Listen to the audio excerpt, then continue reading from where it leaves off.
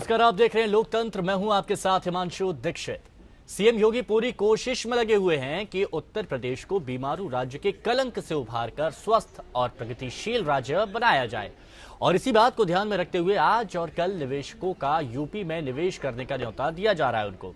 और पहले दिन के यूपी में निवेश को देखते हुए लगता है कि सीएम योगी और सरकार की उम्मीदें काफी हद तक इन्वेस्टर्स मीट को लेकर पूरी होती भी दिख रही हैं।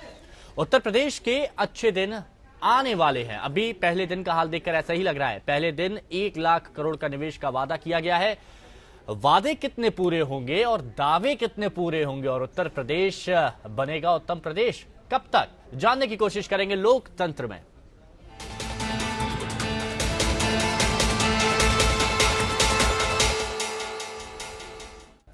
जब उत्तर प्रदेश में योगी सरकार बनी तब से जनता को काफी उम्मीद थी कि यूपी के अच्छे दिन आएंगे, उत्तर प्रदेश का विकास होगा।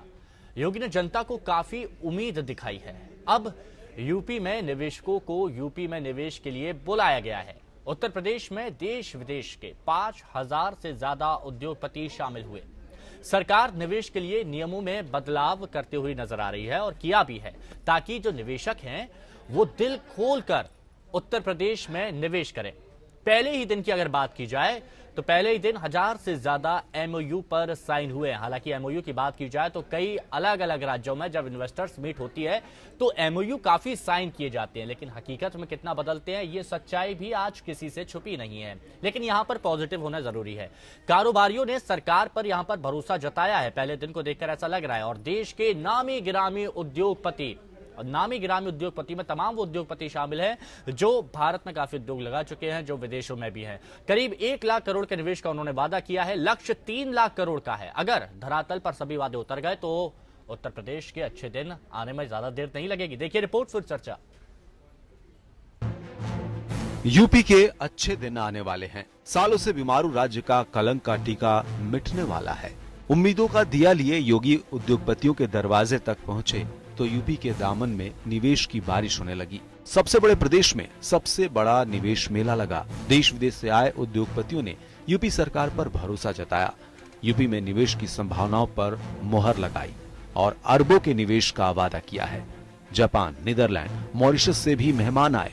कई देश इस समिट का पार्टनर बने। मोदी ने समिट की शुरुआत की और यूपी को उत्तम प्रदेश बनाने की बात कही, योगी की तारीफ की। साथ ही ये कह दिया कि यूपी में संभावनाएं अनेक हैं और प्रदेश विकसित बनेगा।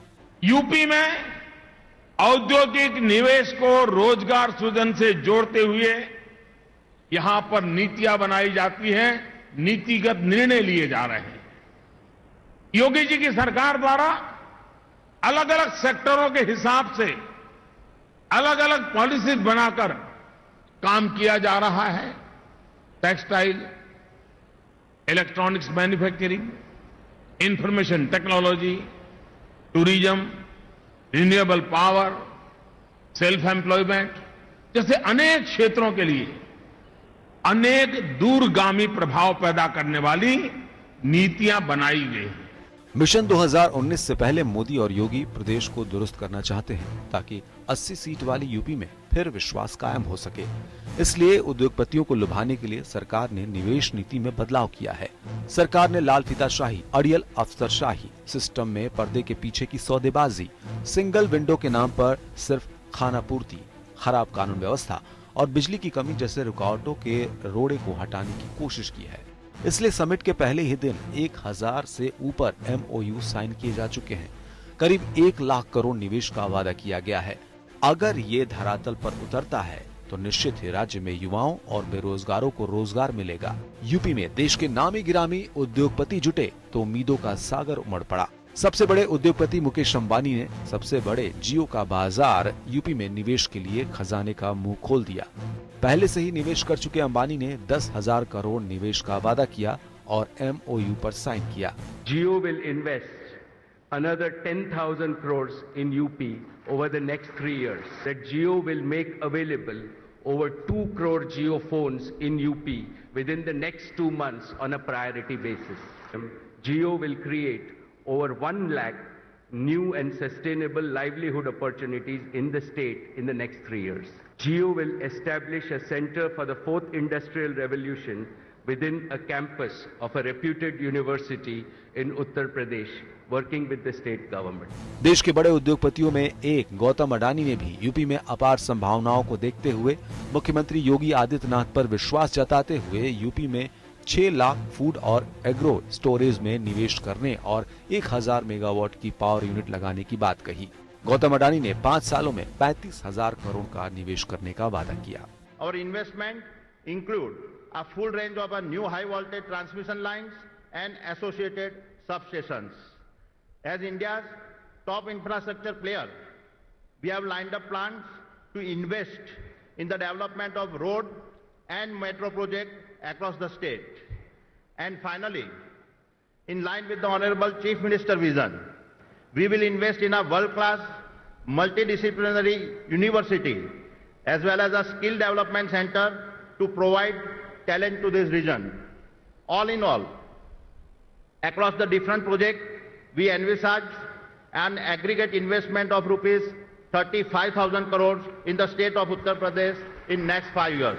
वहीं देश के टॉप 10 उद्योगपति बिरला ग्रुप के चेयरमैन कुमार मंगलम बिरला ने यूपी पर भरोसा जताते हुए UltraTech cement plant, electronic, Hindalco समेत कई अन्य क्षेत्रों में उनकी कंपनी 25,000 करोड़ का निवेश करेगी। Going forward, we will be investing in the growth of all our major businesses over the next 5 years. Some of our major expansions include those at Ultratech's cement plants, in the telecom business, financial services, and the chemical sectors. UP will become our group's highest investment destination, and we believe we will continue to be the #1 investor in this state. We are very bullish about its prospects, and over the next 5 years, we plan to invest rupees 25,000 crores in our multiple businesses in the state. वहीं Mahindra and Mahindra के chairman Anand Mahindra ने वाराणसी में resort और कई तरह के 200 करोड़ रुपए के निवेश की बात कही, जबकि एसएल ग्रुप के सुभाष चंद्रा ने 18,750 करोड़ रुपए की यूपी में निवेश का आश्वासन दिया। निवेश का वादा तो किया है और कल भी निवेश की बरसात होगी। अगर उद्योगपतियों ने अपना वादा निभा दिया तो उत्तर प्रदेश का सपना पूरा होगा और बीमारू राज्य का कलंक ढो रहा प्रदेश उत्तम प्रदेश बन जाएगा। इन्वेस्टर्स समिट का आगाज करते हुए पीएम मोदी, सीएम योगी और कारोबारी जगत ने उत्तर प्रदेश की संभावना और सामर्थ्य को सराहा। इस दौरान जो करार हुए हैं, अगर वो साकार हुए तो विकास की राह खुलेगी, उत्तर प्रदेश की तकदीर बदलेगी, तस्वीर संवर सकेगी। कैमरामैन गणेश के साथ ज्ञानेश शुक्ल, एपीएन, लखनऊ। तो पहले कई तरह के सवाल यहां पर खड़े किए जा रहे थे कि क्या उत्तर प्रदेश में निवेशक आएंगे, क्या उत्तर प्रदेश की जो सरकार है वो निवेशकों को लुभा पाएगी, और साथ ही ये भी सवाल खड़े हो रहे थे कि क्या उत्तर प्रदेश के आंगन में निवेशकों का जमावड़ा लगेगा, और जमावड़ा लगेगा तो उत्तर प्रदेश को कितना फायदा होगा। इन तमाम सवालों के जवाब पहले दिन की इन्वेस्टर्स मीट में काफी कुछ निकल के सामने आ रहे हैं।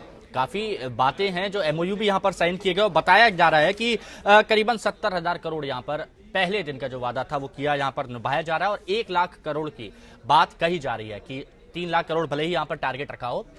तो तमाम पहलू यहां पर आज हम लोकतंत्र में चर्चा करेंगे कि कितने वादे पूरे होंगे, कितनी उम्मीदें पूरी होंगी, और कल के दिन से क्या सरकार की उम्मीदें हैं और जनता की क्या उम्मीदें हैं। तमाम मेहमान हमारे साथ यहां पर लगातार जुड़े हुए हैं। सबसे पहले आपको उनसे रूबरू कराते हैं। लोकतंत्र में हमारे साथ जुड़े हुए हैं हरीश द्विवेदी जी, बीजेपी सांसद हैं। साथ ही हमारे साथ वंदना सिंह जी, समाजवादी पार्टी की प्रवक्ता मौजूद हैं। सुचि विश्वास जी भी हमारे साथ जुड़ी हुई हैं, प्रवक्ता है कांग्रेस की। राजीव कपूर जी भी हमारे साथ जुड़े हुए हैं, एमडी हैं स्टील बर्ड कंपनी के।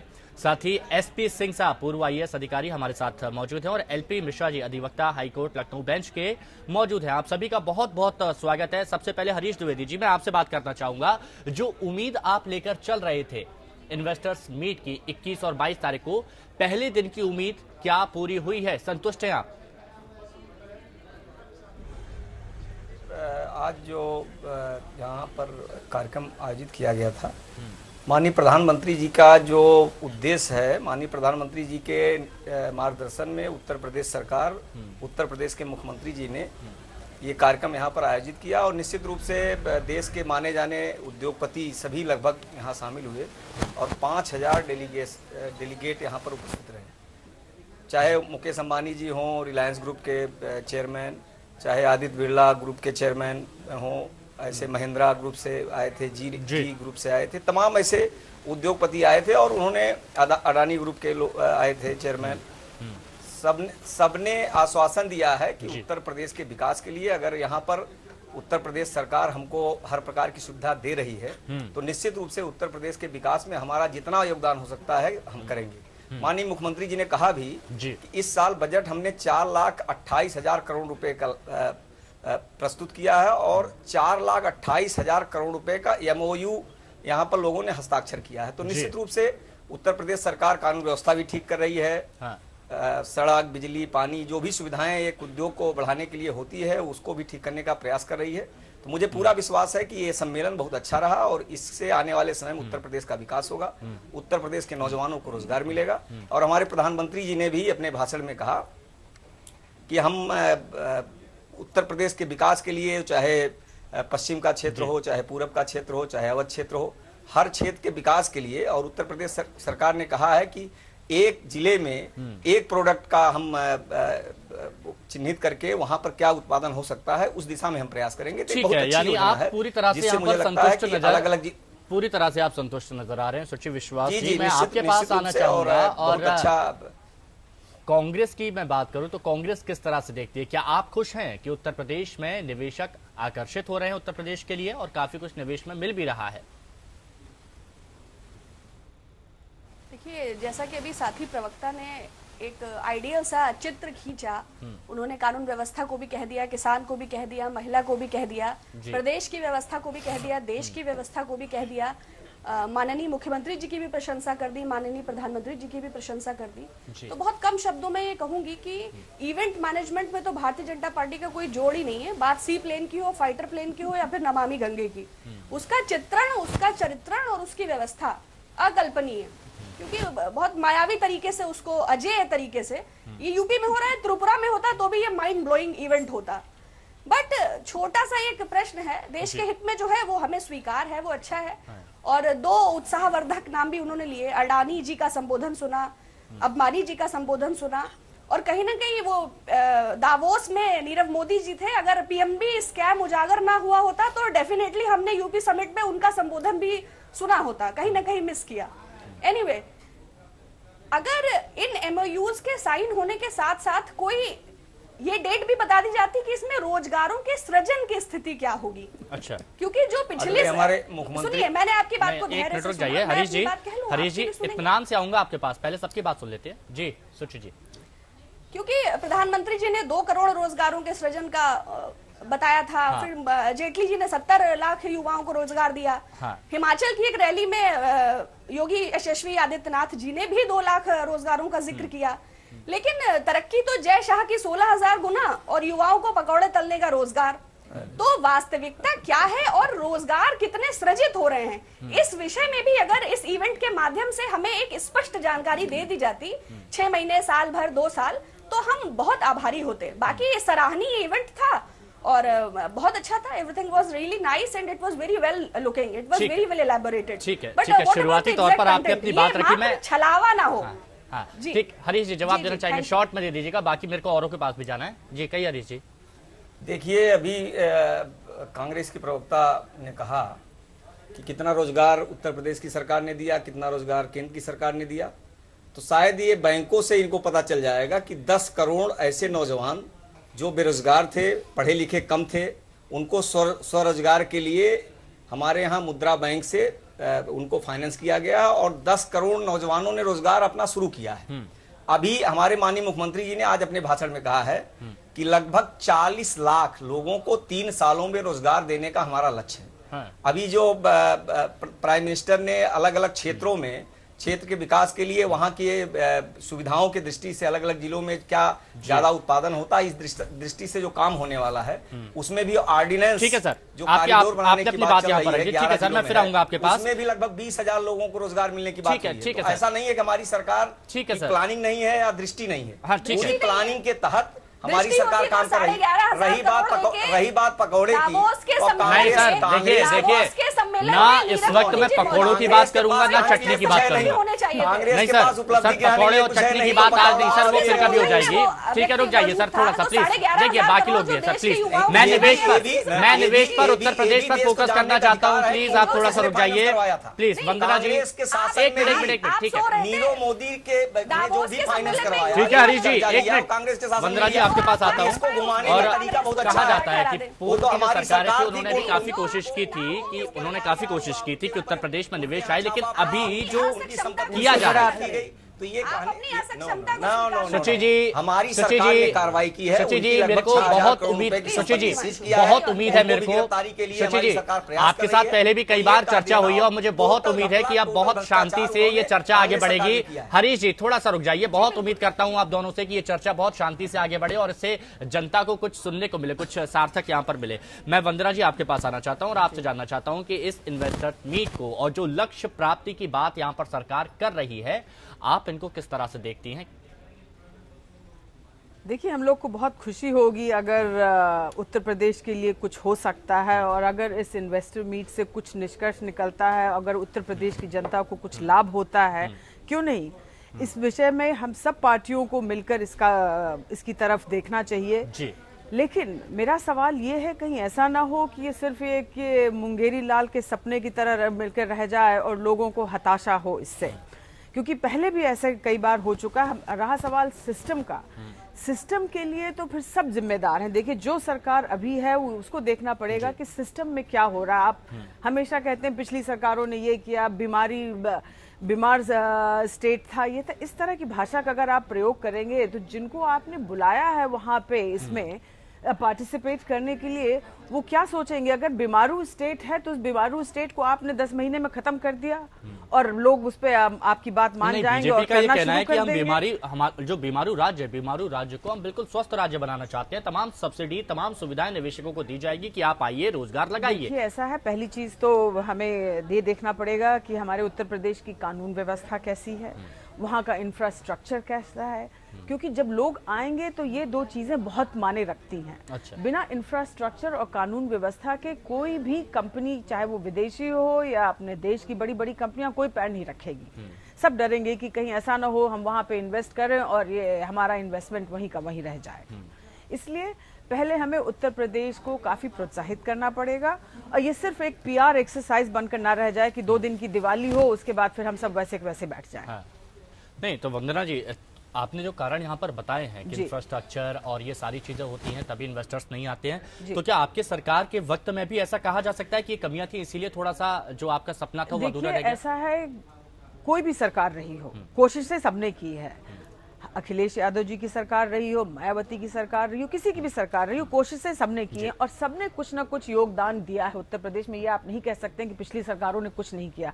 अगर आप देखें अखिलेश, ये मेट्रो का जो शुरुआत हुई थी वो अखिलेश जी ने ही की थी। अब आज उसको आप कह रहे हैं कि हमने उसको कमर्शियलाइज कर दिया है तो अभी बीजेपी की देन है, ये गलत है। अच्छा। ये कहना कि मायावती जी ने कुछ नहीं किया, अखिलेश यादव ने कुछ नहीं किया, ये बिल्कुल सरासर गलत है। नहीं मैम, मैं ये नहीं कह रहा कि नहीं किया है, लेकिन मैं थोड़े से हकीकत और दावों की बात कर रहा हूं, क्योंकि सितंबर 2015 में आपके राज्य में जब इन्वेस्टर्स मीट हुई थी तब अखिलेश सरकार ने 33,000 करोड़ के निवेश के जरिए 1.5 लाख लोगों को रोजगार देने की बात कही थी। लेकिन वो आंकड़े भी आपने नहीं गिनाए कि वो कहां पर रोजगार मुहैया कराएगा या फिर कहां पर वो निवेश हुआ। ये सारी चीज भी निकल कर नहीं आई। जनता वही, जो आपने कहा कि हकीकत में कितना परिवर्तित होगी, जनता वही सोचती है कि ये सपने दिखाए हैं, ये सपने हकीकत में कब होंगे।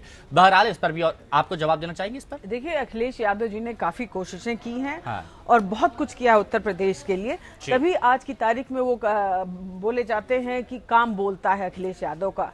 सिर्फ हम लोगों का ये नहीं है जुमला कि काम बोलता है, वहाँ की जनता भी यही कहती है कि अखिलेश यादव ने बहुत कुछ किया है उत्तर प्रदेश के लिए। तो बिना वजह के तो कोई चीज समझ में नहीं आई कि जनता इतना बोलती है, फिर जनता ने क्यों नहीं चुना। ठीक है, ये आप कहेंगे कि ये बरगलाया गया है। आपने उनको कुछ और सपने दिखाए, 15 लाख रुपए सबको जा रहे थे, आज तक 15 रुपए भी नहीं आए किसी के। उसमें अच्छे दिन आने वाले थे वो भी नहीं आए। दोबारा आऊंगा SP सिंह साहब के पास। उससे पहले राजीव कपूर जी, एक सवाल मेरा आपसे है। मैं आपसे ये जानना चाहता हूं कि जब भी कोई निवेशक या फिर कोई उद्योगपति होता है तो वो क्या सोचता है कि कैसा माहौल उसको मिलना चाहिए, और आपको लगता है कि उत्तर प्रदेश उस कसौटी पर पूरी तरह से खरा उतरता है?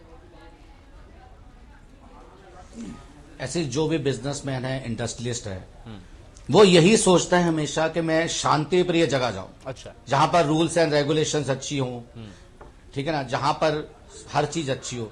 सो सेम योगी जी और मोदी जी वो लगे हुए हैं यूपी को अच्छा बनाने के लिए, सिस्टमेटिक बनाने के लिए। पर जो भी इंडस्ट्रियलिस्ट वहां आएगा, हाँ, ठीक है, एमओयू साइन हो गया, पर वो देखेगा कि कितना सुधार हो गया, कितना लॉ एंड ऑर्डर आ चुका है, ठीक है ना। कोई भी इंसान, कोई भी इंडस्ट्रियलिस्ट वहां पर पैसे नहीं लगाएगा जहां लॉ एंड ऑर्डर नहीं है। वहां पर यूनियन नहीं होनी चाहिए, ट्रांसपोर्ट यूनियन नहीं होनी चाहिए, लेबर यूनियन नहीं होनी चाहिए, लॉ एंड ऑर्डर बहुत अच्छा होना चाहिए। तभी इंडस्ट्रियलिस्ट ही ऐसी